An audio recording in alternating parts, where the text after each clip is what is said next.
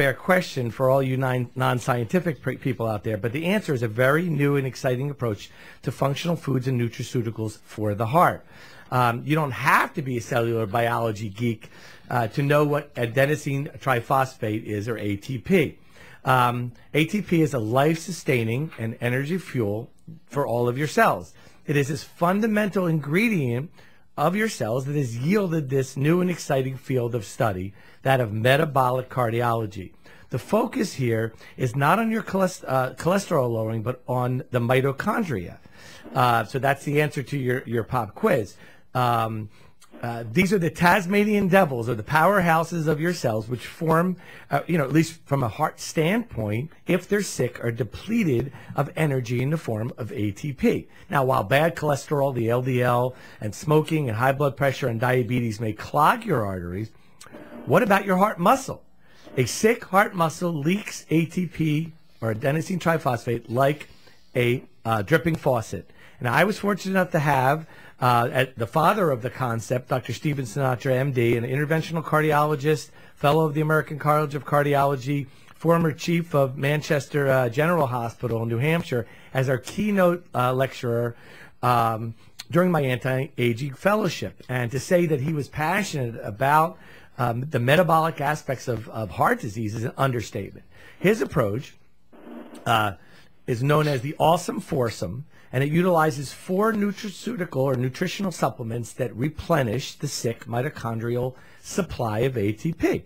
Now, this is especially true after a heart attack, where your weak heart muscle has been it's been damaged, and it needs all the energy it can get. And after all the medications that we use as heart doctors and internists have been added and adjusted to as high as they can possibly be, the muscle may still be weak and failing. That's the word, failing. So heart failure, after all this treatment with the medications, may therefore be re-energized by utilizing these 4 nutritional biochemical interventions to preserve and promote this ATP production in the heart muscle mitochondrial cells. That's the scientific background.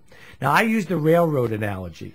L-carnitine is the freight train, magnesium is the cargo, D-ribose is the battery, and CoQ10 is the spark plug. Any person with cardiovascular disease, or who is at high risk from a heart standpoint, can benefit. So coronary bypass patients, stent patients, dilated and weak heart muscles, which we call cardiomyopathy, mitral valve prolapse, or the floppy mitral valve syndrome, where those with hypertension and diabetes can benefit. So let's look briefly at each. D-ribose is essentially a sugar that gets rapidly deteriorated in any extensive disease, especially heart muscle disease. It's like a dying battery in a vehicle that needs to be recharged, especially in this case, the train analogy, it's the battery in the train.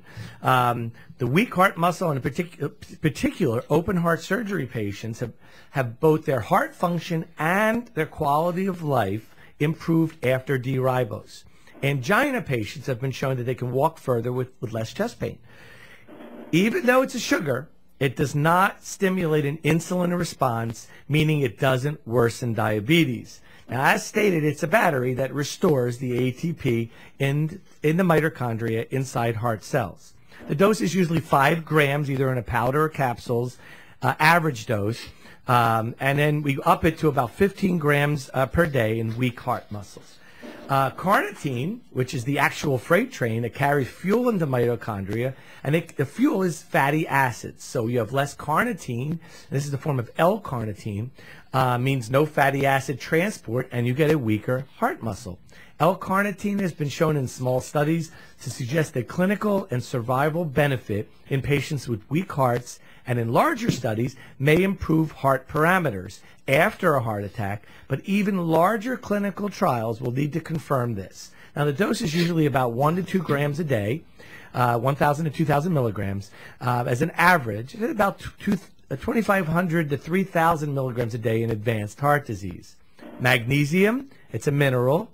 It's a cofactor, or as we call it, the cargo, for all enzymes involved in this ATP production by your mitochondria. Now, via its ability to block calcium channels in your heart muscle, it can lower blood pressure, reduce abnormal heart rhythms and elevated heart rate. So we use it in a lot of those patients. Patients such as mitral valve prolapse, they have a total body deficiency in magnesium, even if your serum levels are normal. Mitral valve prolapse symptoms such as chest pain and palpitations and dizziness can be reduced.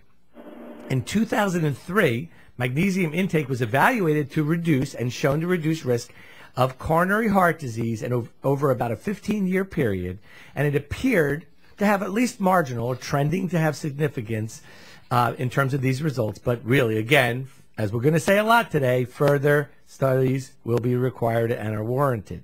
The dose for usual people is about 250 milligrams a day, up to 400 to 800 milligrams in advanced disease. Lastly, CoQ10, otherwise known as ubiquinone or ubiquinol, first came to attention in mid-1980s. It facilitates or sparks the key step in how ATP is formed from its precursor, known as ADP, adenosine diphosphate. It is very controversial cardiac effects, which is why we also put it in our What May Surprise Us group, because of an ongoing National Institute of Health study that's going to look at cardiovascular mortality and CoQ10. But for now, studies that look at congestive heart failure show some improvement in heart function, and CoQ10 levels have shown to be an independent predictor, if low, in terms of cardiovascular mortality, leading to a worse prognosis. I didn't know that until this week's research. Again, the large trials, just like we said, the NIH trial, are going to need to show overall morbidity and mortality with just using CoQ10 as a supplement. What say you guys? That was a long one. Yeah, this is exciting stuff. This is all not relatively new. This is new for me. We're coming from the traditional world where we use all the traditional drugs, and we've gotten some remarkable benefits from using traditional medicine in the treatment of heart failure, and where we were and where we are now. I think this complementary and alternative stuff is the wave of the future. I mean, we've gotten what we can. The idea of restoring the energy factory for the failing heart is very exciting. And Dr. Kronhaus has a bunch of these recent studies here that we've been reviewing while you've been giving your lecture, and it's exciting stuff, and it'll be interesting to see how the large trials come out, but the small scale trials are very interesting. Have you utilized any of this? Absolutely. We do try and utilize some of this stuff in conjunction with conventional medicine. Getting back to what we discussed last week, is that there still is no substitute for what's backed up by good studies in the conventional medicine that's out there, but this should be looked at as a supplement to what we've been doing already.